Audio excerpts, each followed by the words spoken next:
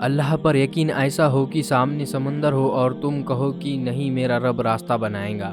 جو فیصلہ میرا رب کرتا ہے یقین مانو عرش سے فرش تک وہی بہترین فیصلہ ہوتا ہے۔ جب مجھے پتہ چلا کہ مخمل کے بستر پر اور زمین پر سونے والوں کے خواب ایک جیسے ہوتے ہیں تو مجھے اللہ کے انصاف پر یقین آ گیا۔ قرآن پڑھو تو ایسا لگتا ہے جیسے اللہ دلاسا دے رہا ہے کہ میں ہوں نا تمہارے ساتھ۔ امام شافعی رضی اللہ عنہ نے فرمایا، جب لوگ تمہیں تکلیف میں اکیلا چھوڑ دے تو جان لو کہ اللہ تمہارے کام کا ذمہ خود لینا چاہتے ہیں۔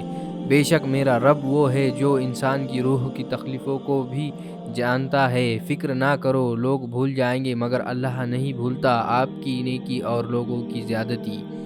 ٹھوکر بھی انہیں ہی لگتی ہے جنہیں رب نے تھامنا ہوتا ہے۔ میں اللہ کو سنتا ہوں حال دل اپنا، میں اپنے زمین والوں پر بھروسہ نہیں کرتا۔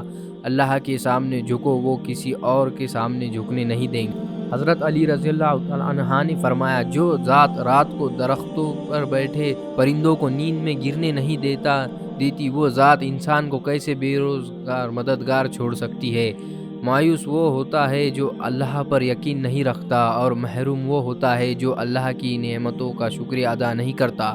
جب اللہ کسی کو پسند کرتا ہے تو اس کی پریشانیاں بڑھا دیتا ہے تاکہ اسے اپنے قریب کر سکے۔